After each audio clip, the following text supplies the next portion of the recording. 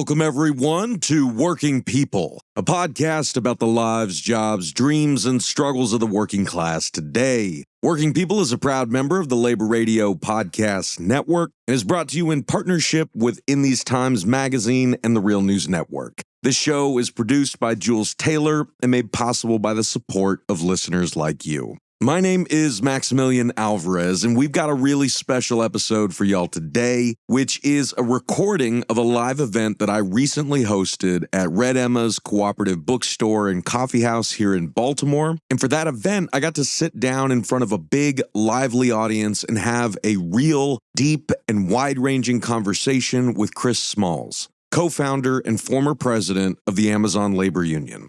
Chris has a new book out called When the Revolution Comes, A Fight for the Future of the Working Class. And that book recounts the incredible story of how a young working class black man from Hackensack, New Jersey, led a walkout from his Staten Island Amazon warehouse during COVID-19, got fired, and then, with hardly any resources, banded together with a scrappy group of Staten Island warehouse workers to form the independent Amazon Labor Union to fight this epic David and Goliath battle against Amazon, the second largest private employer in the United States, and Jeff Bezos, the second richest man in the world, and to win and successfully unionize the first Amazon warehouse in the United States. And the book also traces Chris's life story before the Amazon Labor Union and his journey from warehouse worker and labor organizer to becoming this internationally recognized public figure and, a human rights activist who has sailed with humanitarian flotilla missions to Gaza and to Cuba, even facing detainment and harassment from ICE and imprisonment and abuse from the Israeli military because of it. I've done a number of events with Chris over the years. I've interviewed him outside of the JFK 8 warehouse on Staten Island. And I interviewed him as he was sailing to Gaza with the Global Samud flotilla right before they were captured by the Israeli military last year. I've seen both up close and from afar what his story, and the story of ALU mean to working people out there, young and old, people across this country and beyond. I've seen up close and from afar how the media's good and awful and obsessive coverage of Chris and ALU, how that's all affected Chris and different members and factions within ALU. And I've watched them all try to do their best to navigate a situation and a spotlight that I don't think any of them ever expected to be in, and that most of us will frankly never be able to fully understand from the outside. I've seen and learned about many of the struggles that Chris has been through. I've seen and learned about the things that he's done to help others. I've seen and learned about mistakes that he's made and regretful things that he's done and said. I know he's a controversial figure to different people for different reasons. And I know that he's an inspiration to different people for different reasons.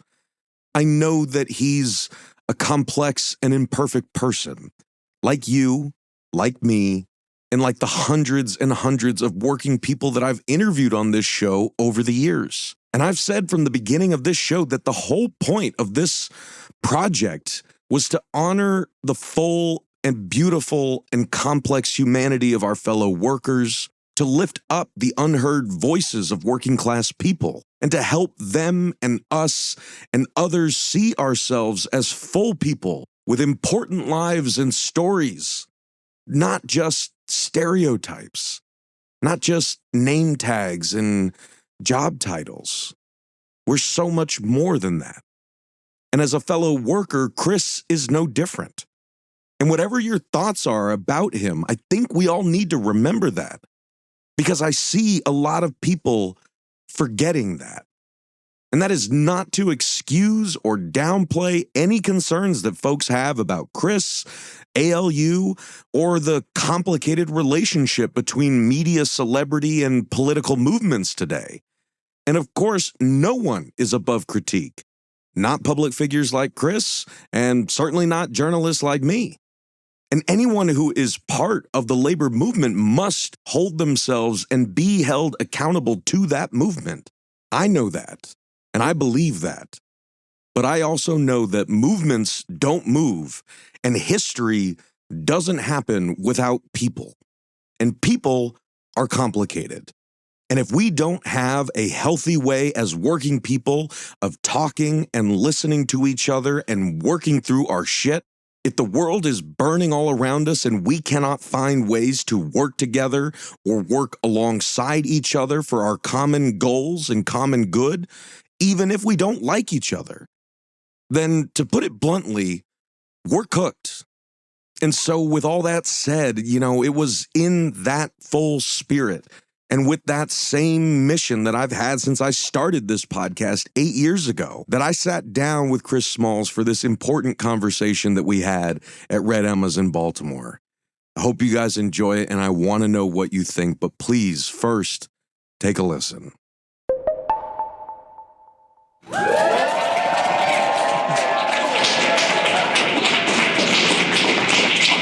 All right. Well, thank you so much to Red Emma's Cooperative Bookstore and Coffee House for hosting us for this great event.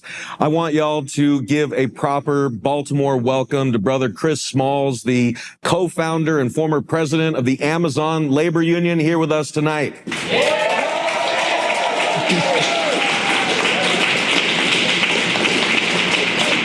So we are, of course, here to talk about Chris's new book, When the Revolution Comes, the Fight for the Future of the Working Class. But we're also going to talk about so much more. And by way of getting us into this discussion, I wanted to just roll the clock back a second. All right, let's go back 5 years, 2021.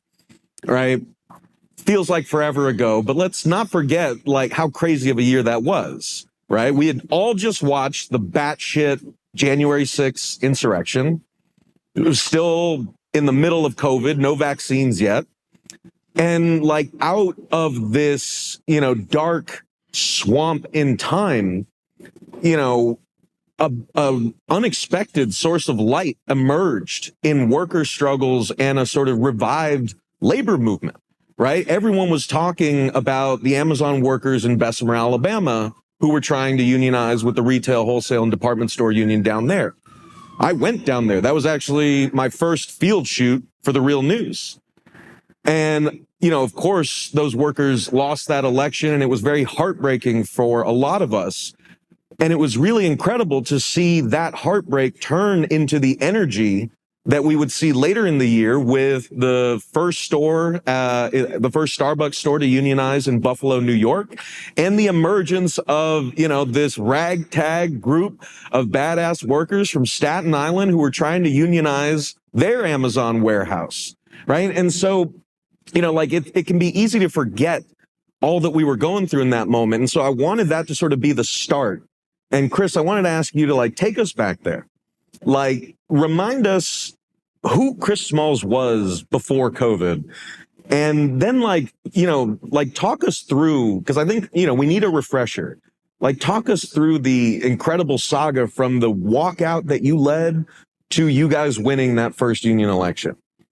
Yeah. And thank you all for being here. It's been a while since I've been to Baltimore, so I'm glad and honored to be back in good company and some good comrades, familiar faces in the crowd. So thank you all once again for showing up and supporting my book and being here tonight. I really appreciate that. Yeah, as you said, we have amnesia in America. We all know that. One thing being a news cycle for a few weeks, and then it's always something else, especially under this Trump administration. And ironically, 6 years ago when I got fired from Amazon, that was also an election year. Trump was still in the headlines still.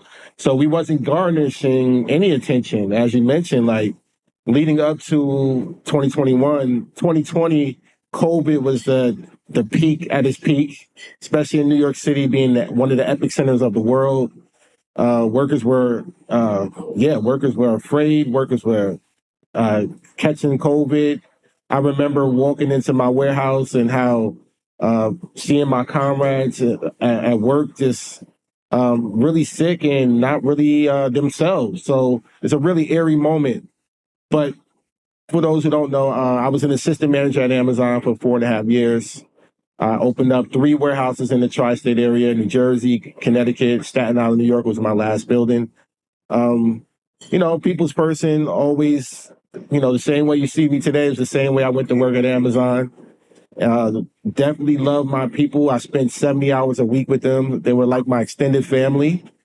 And when COVID hit, I definitely was afraid for all of us, and I wanted to speak up on their behalf as well, which led to my firing after I led the walkout on March 30th, 2020, which once again was 6 years ago. Seems like it was a long time ago, but it was, 6 years ago, it flew past.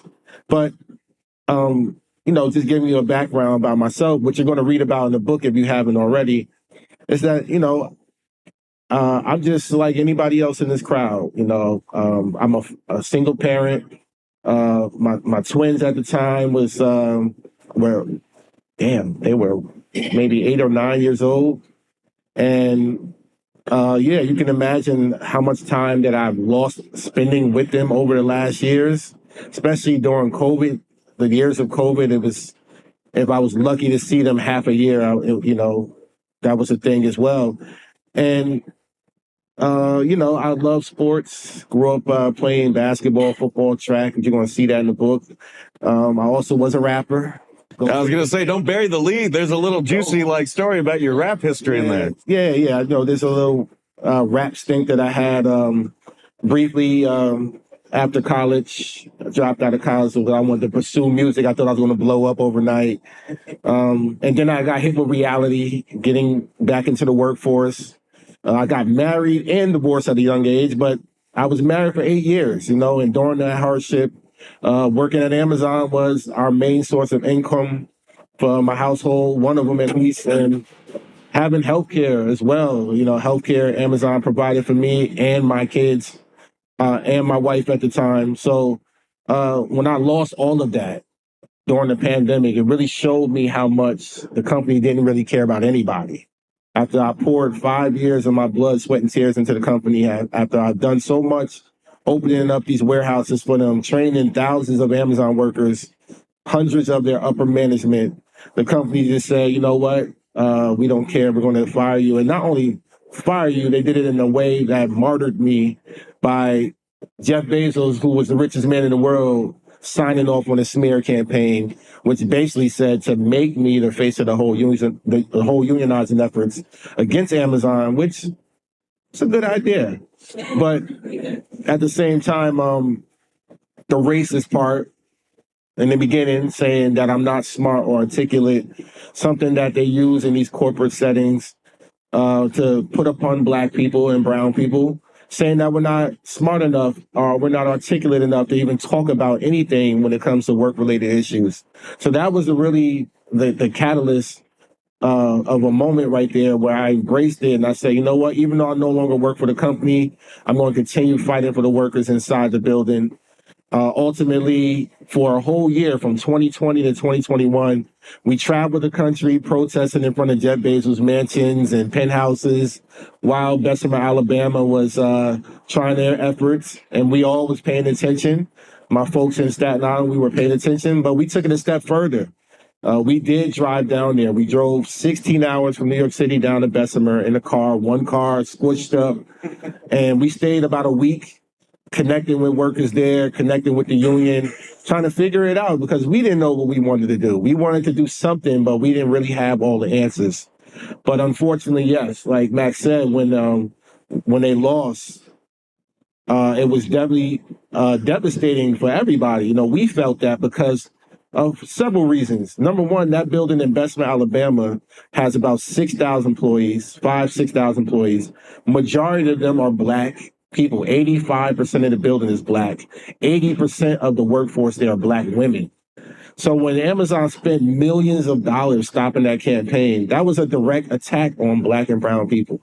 And that's something that we resonated with in Staten Island, New York, where the demographics are similar to our building as well. So the next day after the results came out, it just so happened to be our birthday. 4/20, 2021 is when we started our campaign. The next day after those results came out, we didn't even wait.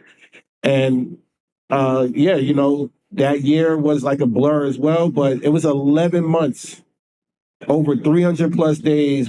I set up an encampment outside of the building that fired me at a public bus stop, talking to workers every single day, rain, shine, hot or cold, night or day, about why we need to start a union. And, originally we sent out the olive branch to the established unions. We wanted some support. We wanted some, resources, some help, but we got nothing in return because a lot of people didn't believe in us. A lot of people thought that it wasn't going to work. Who are you guys to unionize when y'all don't have any resources, y'all don't have any knowledge, experience, etc. But one thing we did know is that we're Amazon workers. Whether we're fired or not, we know the ins and outs of the company better than Jeff Bezos. So we felt that was the only way, and I still believe that till this day, that the only way it could have been done was grassroots, guerrilla style tactics, in the trenches every day, meeting your workers face to face. That was the only way it was going to work. We couldn't take the shortcut routes. We couldn't do the traditional style organizing methods that most unions use. We had to think outside of that box, and also sacrifice. Sacrifice was one of the things that we all had to do as a collective. And yeah, it was successful, 11 months, hard blood, sweat and tears into the campaign, and it paid off to become the first union in American history for Amazon workers. And still, till this day, that building is the only unionized building in this country. And that's what people got to understand. And it's pro and con to that. Yes, it's great that we still are standing, but it shouldn't take 4 years for us to have a contract. Keep that in mind that, even when I was the president for 3 years, the first thing we did when we won was demand a bargaining order from Amazon, or at least from the National Labor Relations Board, so that we can negotiate with Amazon. We didn't hear anything under the Biden administration. I don't know what happened, but there was some magic in the air. We got a bargaining order in April of this year, but Amazon has already appealed it because they've been spending millions of dollars holding things up for the last 4 years.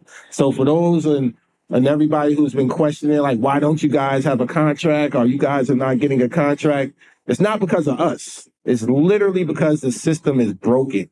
The system is not worker friendly. As much as these progressives and politicians say that the system are usher us to the system that's supposed to work for us, it doesn't. It's not in our favor. So we have to continue to fight every step of the way. And actually, when we won in 2021, that was just the beginning of the fight. This fight is a lifetime struggle. And now the only thing that I can see that our union can do, and not just our union, because there's other unions out here, Starbucks workers, all these other unions that emerged, they're still fighting for contracts too and negotiating their way through it. But the only thing I can see that'll work for all of us is if we withhold our strongest weapon, which is our labor, and go on strike.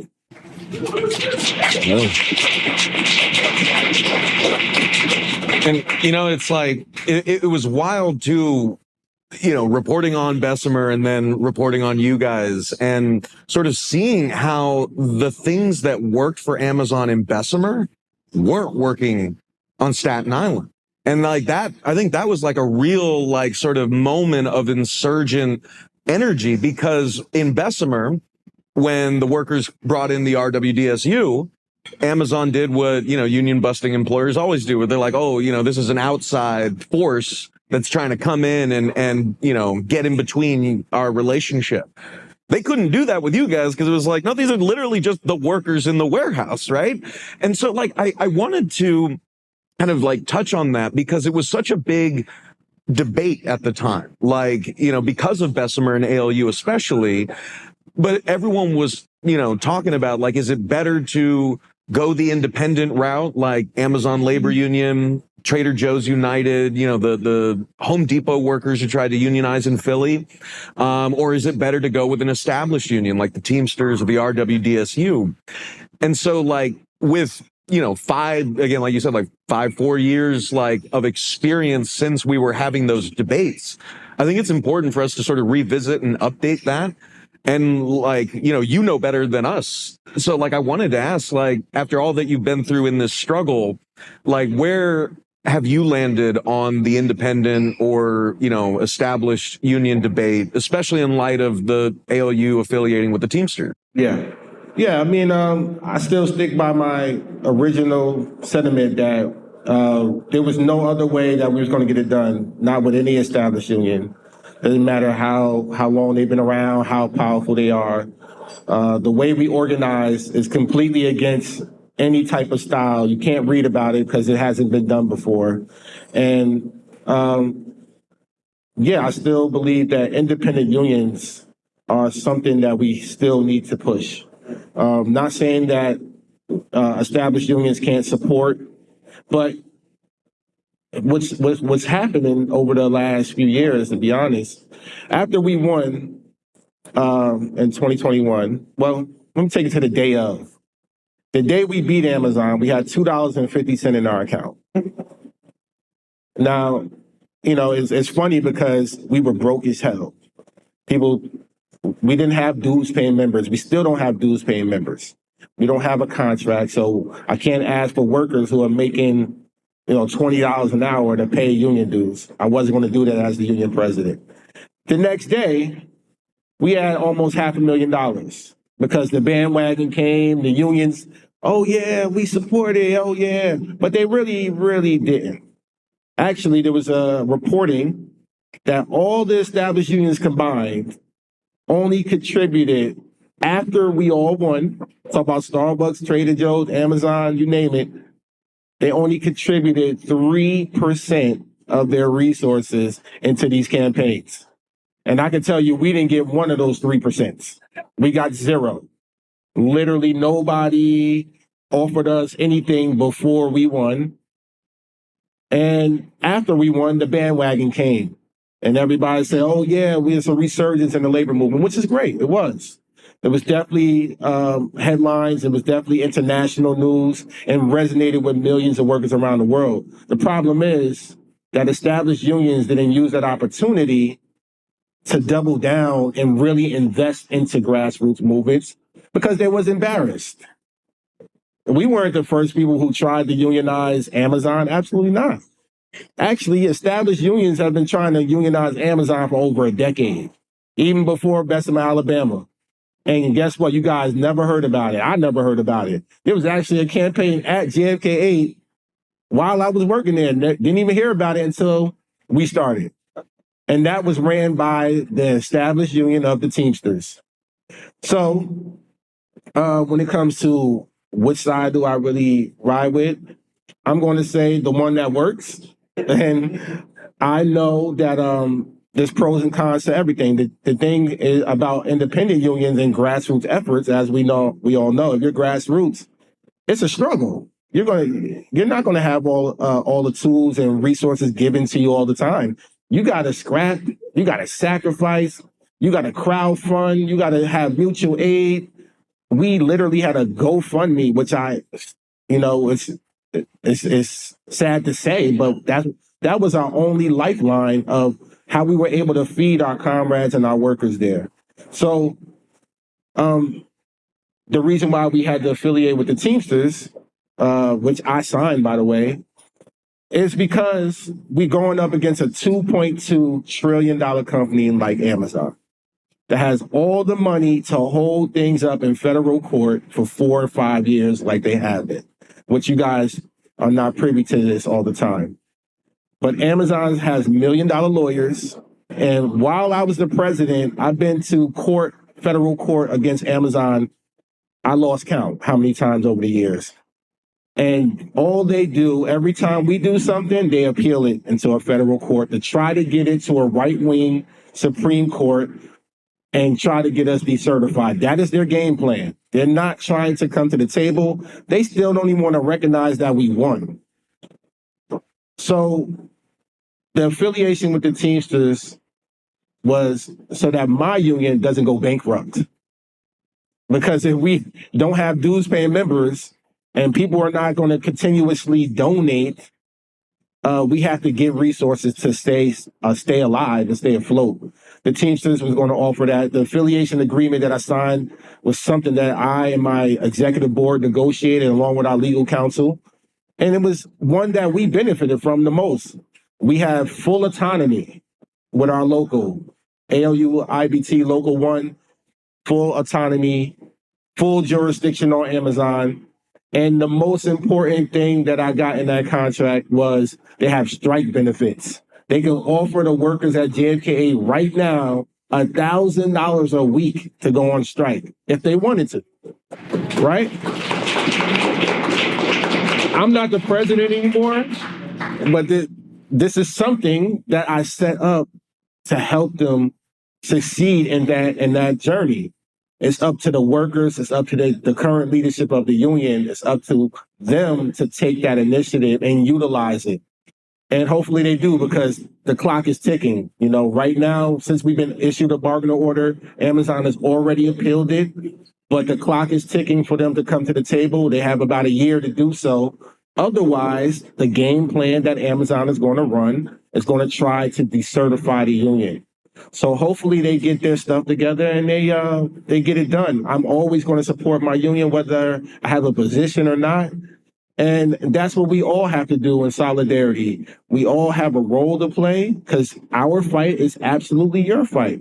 A lot of people don't know what's going on behind the scenes at Amazon or within these campaigns. So the reason why we're here today, the reason why you guys are picking up this book, it's because this book is also not just a memoir, but it's also a how-to. It's going to give you some tools on how we can all fight back against the system that's oppressing us. Hell yeah.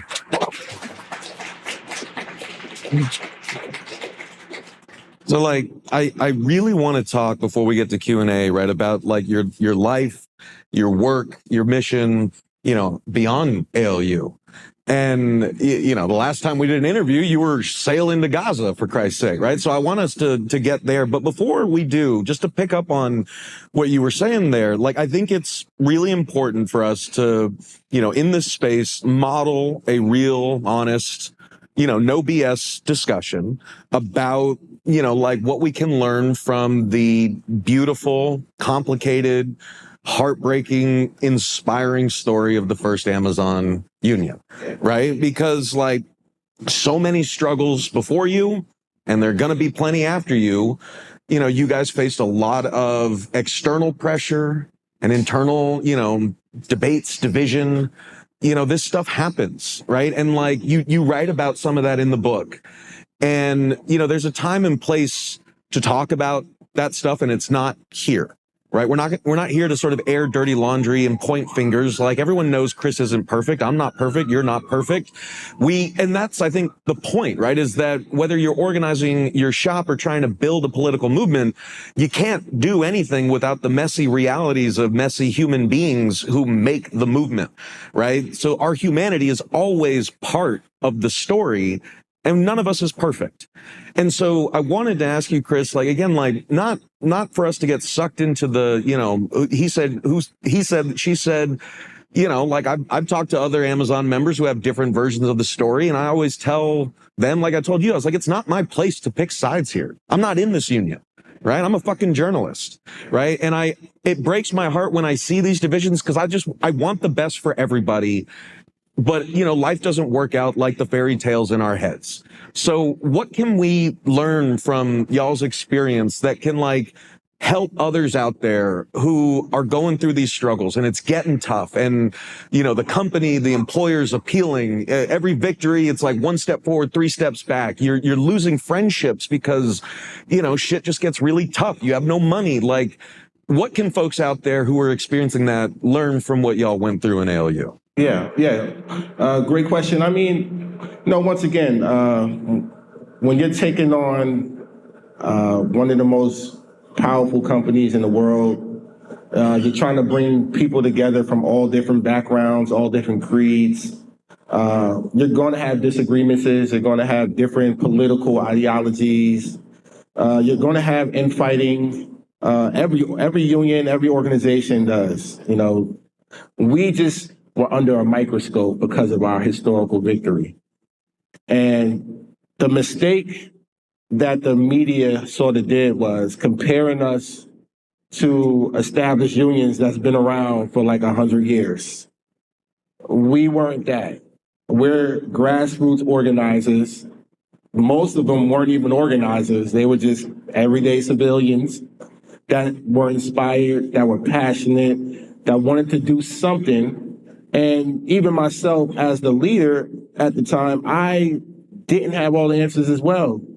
I had to learn, and I'm still learning every day. I'm a sponge. I'm learning new, what's going on overseas is affecting us here. The things that I'm doing with Palestine, Cuba, wherever I'm going, it affects us here. I try to connect those dots. Some people just can't think that big. And unfortunately, it leads to disagreements. But the disagreements that's a democracy. That's exactly what a democracy is. And, unfortunately, like the movement has this way of weaning people out. It's not for everybody. It's just real. A lot of people will see social media posts or see something happening, protests, whatever it is. Even going back to George Floyd days when there was millions of people taken to the streets in America. Well, where are these millions of people now? They're back at work. So a lot of people see things for the moment, they get involved, and then they get burnt out, they get weeded out, or they realize this is too tough for me. And that's a lot of it is what happened to our union. A lot of folks thought that it's a lot easier than what it is. Yes, I do make things look cool sometimes. That's intentional, because organizing is stressful as shit. I know we all know that. Organizing hard, stressful, tiring, exhausting, all of the above. And I try to make it as simple, as cool, as fun as possible, because I know what workers are dealing with working at Amazon. That was one of my biggest things, is making sure that everybody around me was always good in some capacity. Unfortunately, once again, the movement is going to be the movement. And, for those who jump into this movement or this type of work or any type of work, you got to know what you signed yourself up for. This is a lifetime struggle. Our ancestors paved the way, and not only that, lost their lives. Some are incarcerated right now as we speak, so that we can have the right to organize, that we can have a reason to organize. So when these type of movements, you can't have one foot in, one foot out. You got to be fully committed for the long haul. And you got to be fully committed to sacrificing something. Because if you spoke out about Palestine, you lost something. I know I did. If you spoke out at your workplace, you're going to be targeted. If not worse, you're going to get terminated. If you speak out against all of the injustices that we're seeing right now in this country, you're going to lose friends. You're going to lose loved ones. I know a lot of us in here that probably, when they started talking about October 7th, it was tough conversations in the beginning.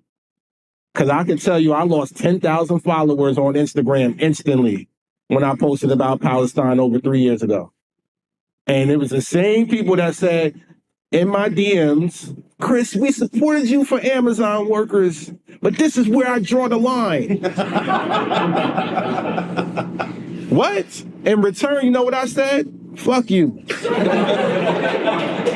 Because if you can't make the relationship between Amazon and genocide, then I can't help you.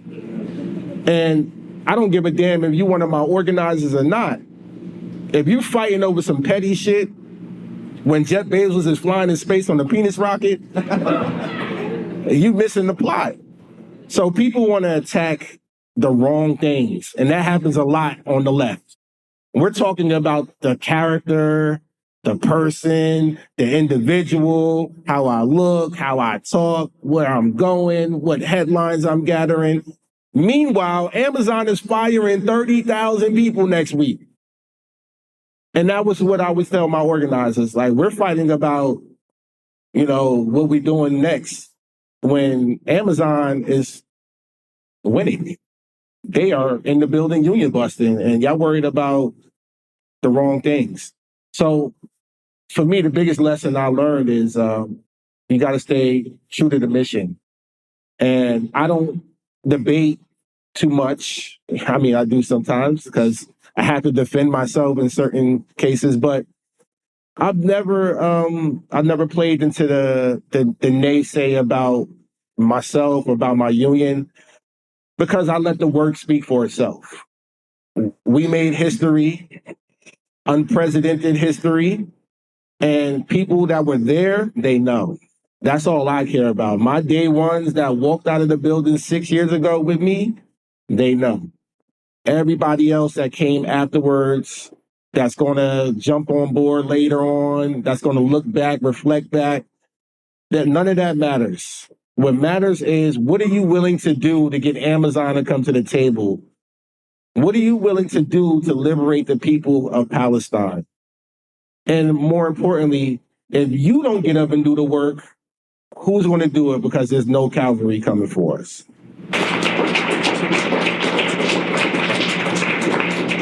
One of the things that has sort of always colored the way that I have watched your,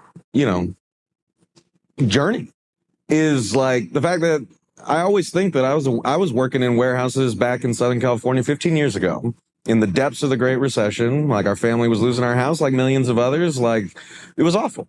And like, the thought of one of us having the, cultural international stature that you do, that one of us would be giving so much hope to people around the country and around the world is just mind-boggling to me. But it's also like, that's got to be a lot to go through as a working warehouse guy, to then kind of be catapulted to that. So like, that's not to excuse anything. It's just like to be like, we should give each other as much grace as we possibly can while holding ourselves accountable to each other. Do our best, right? That's the best that we can do for each other. And I say that to say, like, by getting us to your activism beyond the warehouse, right? Because what is it about your story, ALU's story, that has spoken to so many people around the world? And like, and how did that lead you to, becoming a global activist for human rights from Gaza to Cuba?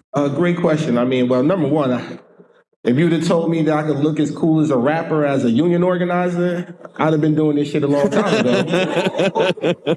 Would have saved you some years. I don't look like your typical union president. My union doesn't look like your typical union.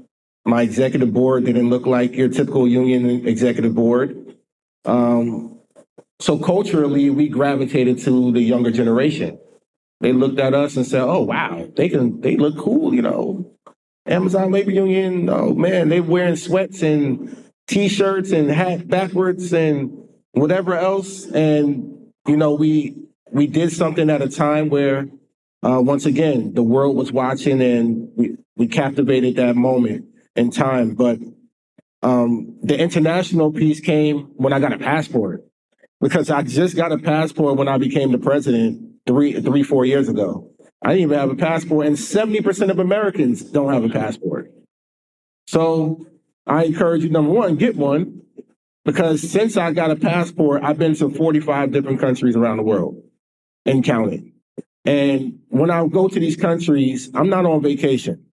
I'm not on tourist trips, sort of, because I need to learn some things, I need to see some things, but I'm meeting with Amazon workers.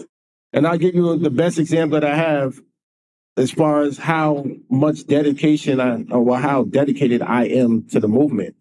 I was invited 2 years ago when I was the president still. I was invited to Paris by Pharrell and Rihanna to walk in the Louis Vuitton runway for this grand opening. And the same day, I was invited to the White House again for the second time from Kamala Harris while she was running for president. I declined both of those and went to an Amazon warehouse in Canada. Literally. And guess what? I'm proud to say that that Amazon warehouse in Canada is the first unionized building in Canada's history. So, once again, people can say what they want about me. I know how I move. I know I'm very conscious about what's going on, what's being out there, what's put out there. And those around me, once again, they know if you've met me in the past, if you've been around me, if you hung around, what you see is what you get.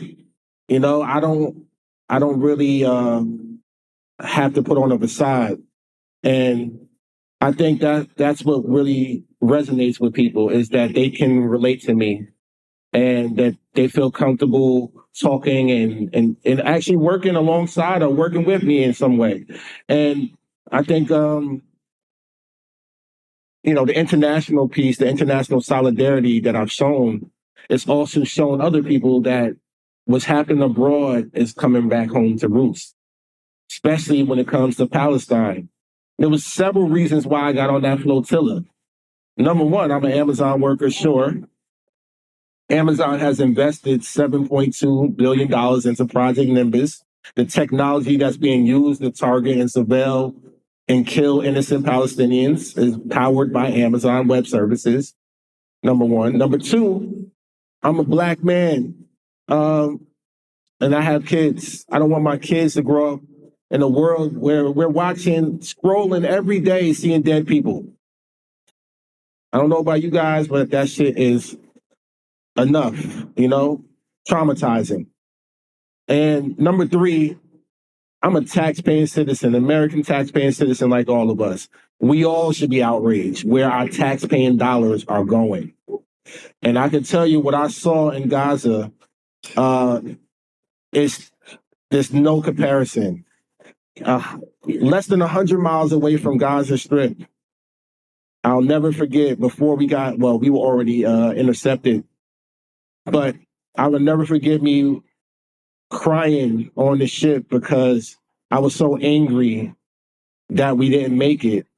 But just knowing that we were so close, 60 miles away from Gaza Strip, our boat got swarmed with flies. And I'll never forget, I asked one of my comrades, like, where the hell do all these flies come from?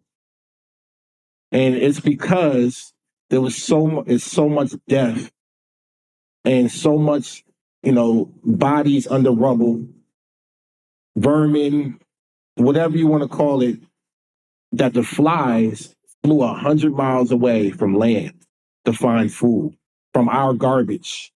And we were swarmed. And I said, this is whatever we're seeing on Instagram is actually just a glimpse. It's not even close to how bad it is over there. And I hear testimonies from doctors all the time. It's beyond what I could put into words. And obviously what happened to me is just confirmation that Israel is a racist apartheid state. That being said, spreading awareness, going back to who I am and why I do what I do and how I move. What other labor leader in this country that you know is banned from Israel for 100 years? That'll be me. When it comes to Cuba, I brought 25 people from the Amazon Labor Union to Cuba 3-4 years ago. First labor delegation to Cuba. And we, you know, deliver humanitarian aid back then. We graduated from Fidel Castro University. We stayed in boot camp. We were disciplined. We learned the Cuban way. And I never looked back, been to Cuba every year since. And you may have saw that I was detained 2 months ago. ICE took my phone. And they ain't worried about the 16 other people that they took their phones from. They gave them their phones back. But some of the comrades that I was with heard the ICE agents talking about, oh, that's the Amazon guy. We got the Amazon guy. So the target on my back is very much real. And they're detaining other people questioning about me right now as we speak. This just happened. So I think it's important. And then I know y'all saw me crash the Met Gala. I wasn't invited. I wasn't invited to the Met Gala, so I had to crash the party. But me crashing the Met Gala was to spread awareness, and it worked. Because if I would have sat home 20 minutes away from where Jeff Bezos was about to walk the red carpet, 40 minutes away from the building where they have a negotiated contract in 4 years, I'm doing a disservice to myself and to my entire union and the working class as a labor leader. So I do the things that I do because I ask myself this question: if Chris Smalls doesn't do this work, who's going to do it? And that answer sometimes is very scary because the answer is nobody. And that's the same question that each and every one of y'all got to ask yourselves. If you don't get up and do this work, who's going to do it? And hopefully that motivates you to continue in doing what you're doing. Give it up for Chris. Well, and I think that's a perfect lead into a final question before we get to Q&A, right? Because your book is called When the Revolution Comes, a fight for the future of the working class. And I want to talk about what that fight, what's really at stake and, how big it is, right? Because right now, from the excitement we felt when you guys won to the depression we feel that you still don't have a contract to Trump strangling Cuba, invading Venezuela, kidnapping its president, going to war with Iran, the climate spiral out of control. We tried and we failed to stop a genocide. It feels so hopeless sometimes. But the fight is where we actually have the chance to change the outcome. And it's not just in our workplaces and it's not just in Gaza, but I wanted to ask you what your sort of final message is for a working class struggle and movement that can actually turn this tide and bring us back to a future that we can give to our kids that's still worth living in. Yeah, great question. And I mean, when I say a fight for the future of the working class, we're fighting for humanity right now. There is no cavalry coming to save us. I'm gonna tell you now, politicians are not our savior. And in the history of the human race, we never voted our way to liberation. We always had to fight, most of it with our lives. And when I'm talking about the revolution, well, the revolution starts with yourself. The times that we're in right now, as you mentioned, they're terrible. Society, things that are normalized, being desensitized, all of these things that are happening real time in our faces. Every day there's something new on the headlines, distracting us from the bigger picture. The way we was able to beat this $2.2 trillion company, because we came together for one common cause. The same way that people are coming together for Palestine, because it wasn't like this 3 years ago until we saw the student encampments, the protests in the streets, the flotillas, all of these different things that we're seeing because people are fed up. Young people are fed up. I knew one day when I walked into a middle school and this 10-year-old kid said, Jeff Bezos is a bad man, I said, I'm doing something right. Because I couldn't imagine myself at 10 years old. And I encourage teachers and many educators in the room, bring some of your labor leaders. I'll come to your classroom. I will definitely come. I've been to elementary schools, you name it. I've been there. University, I will be there because I know the importance of getting to the youth. We don't want them to continue to praise these celebrities and athletes and musicians. We want them to praise the people that's actually doing some great work. And that's people right here in our own community. And reminding ourselves where we came from. Because society has changed because of companies like Amazon, who's forcing us to hit one click buy. Stay home, stay isolated, just order your package. It shows up to your door. You see one person deliver it, but you never see the 10 or 12 people that box done touched before it got there. 6 of them got injured. One of them possibly could have got killed, but you would never hear about it. And that's the message that we all have to spread. Because somebody in your household, somebody in your neighborhood doesn't know this, doesn't know what's happening at these warehouses, doesn't know what's happened with the Amazon labor union. As big as that victory was, you already know, we're in a country that is very, very retroactive. And a lot of people here got amnesias or living worse, living in their own bubbles. That's saying, you're in your own bubble. But that's not a good thing. That's up to us to find these people, to meet them where they at, mainly work, and to get them organized. Because when I say a fight for the future of the working class, and I say the revolution comes once again, that's everybody in this room coming together for one common cause, for the greater good of humanity. And I'll give you this last gem. The fight for Palestine is going to liberate the world. But the fight for Black and brown indigenous people is going to liberate everybody. Let's give it up for Chris Smalls, everyone.